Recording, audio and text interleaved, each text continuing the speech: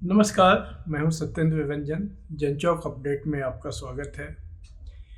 इस समय सारी दुनिया में सीरिया में जो घटनाएं हुई वही सुर्खियों में छाई हुई हैं। जो तख्ता पलट हुआ रविवार को और उसके बाद घटनाएं जिस तेज़ी से वहाँ घट रही हैं, उसी पर सारी दुनिया का ध्यान इस समय टिका हुआ है। और ये सचमुच ये घटना इतनी बड़ी है कि ये जो लोगों की इसमें दिलचस्पी है या लोगों की चिंता है। पहले दिन जिस तरह से लोग सदमे में नजर आए, शौक में नजर आए, वो सारी प्रतिक्रियाएं बहुत स्वाभाविक हैं। क्योंकि यह आज से 2 हफ्ते पहले सोचना भी मुश्किल था कि सीरिया के जो राष्ट्रपति थे बशर अल असद, जो अब रूस में जाकर पनाह ले चुके हैं, उनके शासन का इतनी तेज गति से अंत हो जाएगा।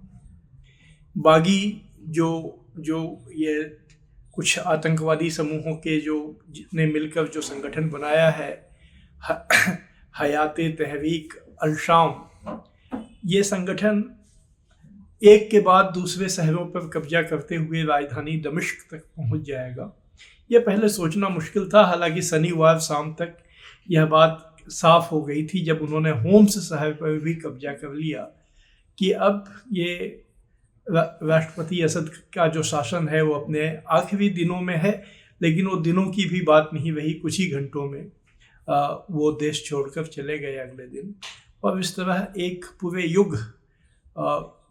युग बदल गया वहाँ का। और उसके साथ ही पश्चिम एशिया में एक युग भी, काफ़ी कहा जा सकता है युगांतर हो गया, एक युग परिवर्तन हो गया, क्योंकि अब वहाँ बिल्कुल नई परिस्थितियाँ बन चुकी हैं। उसके बाद से स्वाभाविक है कि इसको इजराइल की जीत के रूप में देखा गया है। हालांकि इजराइल के साथ इसमें टर्की और जो पश्चिमी देश हैं, अमेरिकी एजेंसियाँ, उन सब की भूमिका रही। तो ये एक मिला जुला ऑपरेशन था। टर्की ने जिस तरह की भूमिका निभाई उसको लेकर अरब जगत में और ख़ासकर जो लोग फ़िलिस्तीन के अधिकारों के समर्थक हैं, उनके बीच में एक नाराज़गी, एक गुस्सा बहुत जायज़ है। लेकिन ये गुस्सा सिर्फ टर्की तक सीमित नहीं है। टर्की या उसके जो राष्ट्रपति हैं एर्दोआन, उन तक ही सीमित नहीं है, बल्कि ये गुस्सा अगर पहले कुछ घंटों की प्रतिक्रिया देखें जो सीरिया से भी आई और सीरिया के जो लोग राष्ट्रपति असद की सत्ता वहाँ बने देखना चाहते थे उनकी तरफ से आई, तो उसमें गुस्सा के जो नाराज़गी के कई सेंटर थे, कई जो कर्ता धर्ता हैं, जो एक्टर्स हैं, उनको लेकर नाराज़गी देखी गई।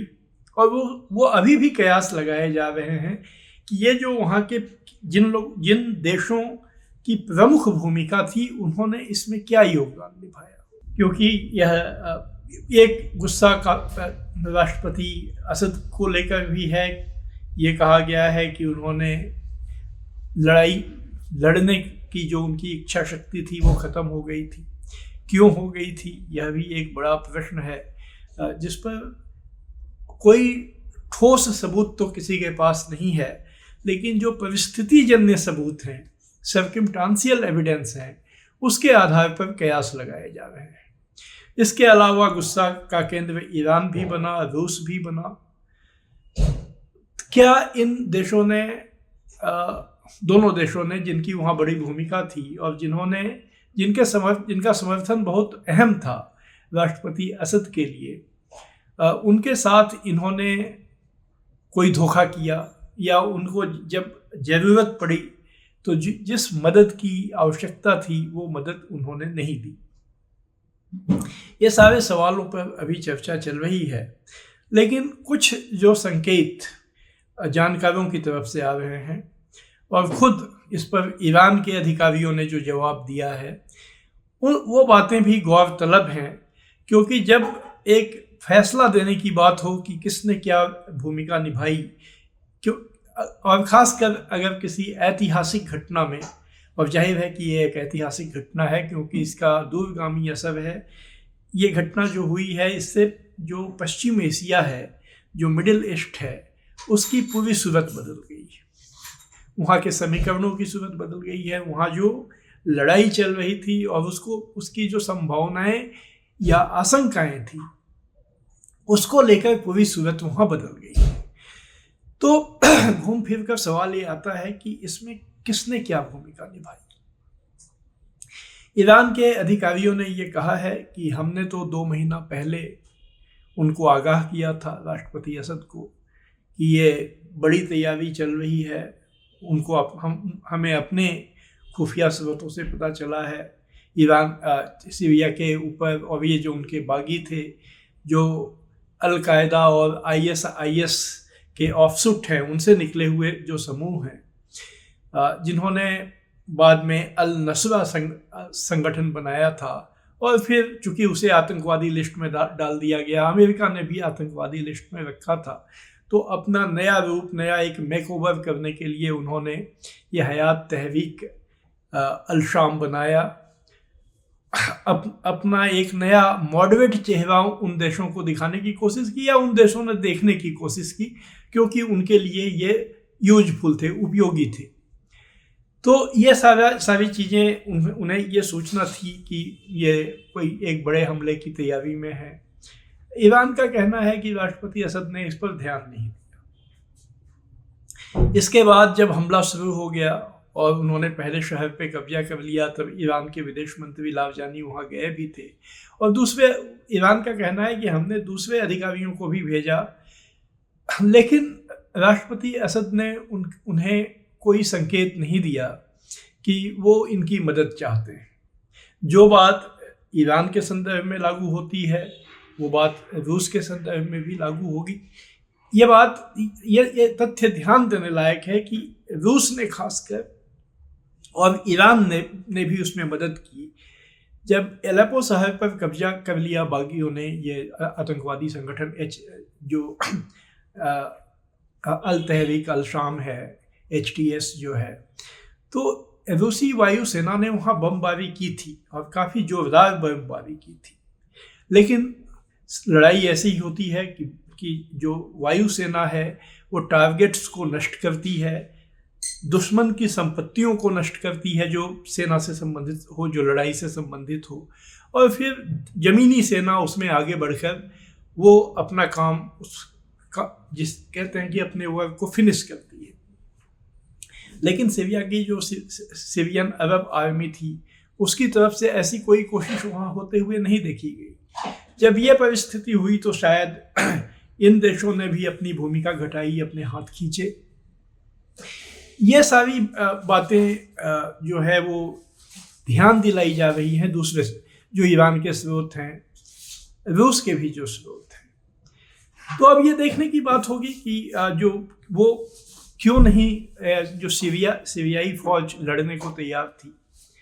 इस बारे में जो जानकारियां हैं, और ये ठोस जानकारियां हैं, ये कयास की बात नहीं है, कि वो ये है कि जो सीरियाई सेना थी, हम लोग जानते हैं सीरिया पर अमेरिका, पश्चिमी देशों ने लगभग 15 साल से प्रतिबंध लगा रखे हैं। वह इसके बीच बीच में अमेरिकी विमानों ने, इजरायली विमानों ने लगातार सीरिया के सैनिक ठिकानों पर हमले किए। उसमें जो वहाँ रूस ने 2015 में अपने दखल देने के बाद अड्डे बनाए थे वो भी शामिल हुए, और इसमें उन अड्डों को नुकसान किया गया, पहुँचाया गया। प्रतिबंधों के कारण सीरिया अपना व्यापार नहीं कर पा रहा था, क्योंकि सीरिया के लगभग 1/3 हिस्सों पर 2011 के बाद से ही बागियों का कब्जा था, जो उनके असद के विरोधी हैं। और उस इलाके में ज़्यादातर इस सीरिया के तेल के कुएं हैं, तेल के भंडार हैं, तो वहाँ से तेल अमेरिका ले जा रहा था। इन सब वजहों से सीरिया के पास पैसे की कमी थी, सीरिया के पास अनाज की कमी थी, देश में गरीबी काफ़ी बढ़ती चली गई थी। और जब ऐसी परिस्थितियाँ होती हैं तो मनोबल पर उसका फर्क पड़ता है। इसके अलावा अधिकारी जो हैं वो एक समय के बाद, जो सैनिक अधिकारी भी हैं, उनका मनोबल इतना टूट जाता है कि वो उनमें भ्रष्टाचार भी पनपता है और वो उनका लड़ने की उनकी इच्छा ख़त्म होती है। ऐसी खबरें हैं, या खबरें तो नहीं कही जाएंगी, लेकिन ऐसी चर्चा है। और ईरान के स्रोतों ने भी ये बात कही है, उनके एनालिस्ट ने ये बात कही है कि इसका फ़ायदा उठाकर टर्की, अमेरिका और इजराइल के जो एजेंसियां थी, उन्होंने बहुत से जनरल्स को अपनी तरफ कर दिया, पैसा देकर या उनको कोई और लाभ का लालच देकर। और इसलिए जब वक्त आया तो इन लोगों ने लड़ने से ही इनकार कर दिया। यह जो माहौल था, इसकी खबर असद को थी, असद को अंदाजा था, और इसीलिए असद ये बात समझने लगे थे कि अब इस लड़ाई में उनके लिए बहुत ज़्यादा भविष्य नहीं है। और इसी ये ड्रामेटिक घटनाक्रम इसी में होता हुआ चला गया। और जब ये जो HTS है, ये एक के बाद दूसरे शहरों पर कब्जा करता गया, तो शनिवार को ही उन्होंने मन बना दिया था कि अब मैं देश छोड़ के चला जाऊंगा। और रविवार को जब ये लोग दमिश्क की तरफ आगे बढ़े, उन्होंने वहाँ के हवाई अड्डे पर भी कब्जा कर लिया। वहाँ भी सीरिया की सेना ने समर्पण कर दिया और उनको आने दिया, कोई लड़ाई नहीं लड़ी। तो उसके बाद उन्होंने अपने प्राइम मिनिस्टर को ये निर्देश दिया कि सत्ता सौंप दो इन्हीं लोगों के हाथ में, और वो एक विमान से देश से बाहर चले गए। बाद में शाम को खबर आई कि वो रूस पहुंच गए हैं और रूस ने उन्हें पनाह दे दी है। जहाँ तक रूस की बात है, चूंकि रूस की वायु सेना ने आरंभिक दिनों में बमबारी की और रूस उनके साथ खड़ा नजर आ रहा था, फिर सबसे सुरक्षित जगह असद को अपने लिए मॉस्को ही लगा जहाँ वो गए। अगर इन बातों को हम लोग ध्यान में रखें तो यह जो एक नाराजगी दिखी है कि रूस ने धमकी दी या रूस ने धोखा दिया, इस बात पर भी यकीन करने का बहुत आधार नहीं बनता है। आधार जो परिस्थितियां थीं उसके भीतर में रूस ने अपने हाथ जरूर खींचे, क्योंकि अगर सीरियाई सैनिक, सीरिया के जो लोग और सीरिया के जो लोग हैं वही नहीं लड़ना चाहते थे, तो फिर बाहरी शक्तियों का मदद का कोई मतलब नहीं बचता है, उसका कोई फायदा भी नहीं होता। तो ये अलेप्पो के अनुभव के बाद संभवतः रूस को इस बात का एहसास हुआ और उसने अपने हाथ खींचे, क्योंकि बाद में जब हामा और होम्स शहर पर बागियों ने कब्जा किया तो वहाँ रूसी वायुसेना या ईरान के जो की तरफ से कोई गतिविधि नहीं देखी गई। कुछ लोगों ने गुस्सा इस पर भी जताया कि चीन ने भी कुछ नहीं किया। चीन के बारे में एक आम शिकायत ये उठी है कि चीन केवल जुबानी समर्थन देता है, लेकिन जब वास्तव में कोई लड़ाई की ज़रूरत होती है तो वहाँ पर वो कोई दखल नहीं देता है। मेरी राय में ये जो अपेक्षा है कि चीन वहाँ पर दखल दे, ये ठोस आधार पे नहीं टिकी हुई है, क्योंकि चीन ने बहुत पहले 1980 के दशक में ये नीति तय की थी कि वो किसी भी बाहरी देश में दखल नहीं देगा। और इसके पीछे उसका एक अनुभव था जो सोवियत यूनियन से उसने सबक लिया था कि सोवियत यूनियन ने बहुत सी जगहों पर अब इसी तरह की लड़ाइयों में, खासकर जो उस समय पर आज़ादी की लड़ाइयाँ लड़ी जा रही थी एशिया में, अफ्रीका में, वियतनाम से लेके बहुत से अफ्रीकन देशों में, वहाँ पर और बाकी बहुत से देशों में जो प्रगतिशील संघर्ष थे उस पर अपना संसाधन लगाया। अफगानिस्तान में उसने अपनी सेना भेजी और नतीजा ये हुआ कि उसने अपने जो संसाधन हैं उसको इन सब पर इतने बड़े पैमाने पर खर्च किया कि उसकी अपनी स्थिति खोखली हो गई, जर्जर हो गई और वो ढह गया। तो चीन ने संभवतः क्या हो तो उनके दस्तावेजों में बात है कि इस बात से उन्होंने सबक लिया और उन्होंने एक नीति तय की कि वो अपना सारा ध्यान अपने आर्थिक विकास पर केंद्रित करेंगे और सैनिक उनकी जो सेना है वो अपने सेल्फ डिफेंस के लिए होगी। सेना के माध्यम से वो बाहरी देशों में या किसी बाहरी देश के मामले में दखल नहीं देंगे। इस बात को अगर ध्यान में न रखा जाए और न समझा जाए तो अपेक्षाएं जरूर उठती हैं, क्योंकि फिलिस्तीन के पक्ष में संयुक्त राष्ट्र में सार्वजनिक बयानों में जरूर चीन खड़ा रहा है, लेकिन ये बात फिलिस्तीन के संदर्भ में भी कही जाती है कि वहाँ उसने कोई मानवीय मदद तो भेजी है लेकिन उसने कोई मिलिट्री इंटरवेंशन नहीं किया है। वैसे भी दूसरे देशों के भरोसे कोई लड़ाई लड़ना ये एक सही सोच या सही रणनीति नहीं मानी जाती है। हमेशा लड़ाइयाँ वही देश या संगठन या समूह जीत पाते हैं जो अपने संसाधनों पर, अपने जो फाइटर्स हैं उन पर भरोसा करते हैं। बाहरी मदद उसमें कैटलिस्ट हो सकता है, उसमें उत्प्रेरक हो सकता है, लेकिन वो मुख्य पहलू नहीं हो सकता है। यह दुनिया भर का अनुभव है। दुनिया भर में जो भी लड़ाइयाँ सफल हुई हैं, उन लड़ाइयों को अपने संसाधनों से अपने लोगों द्वारा ही लड़ा गया है।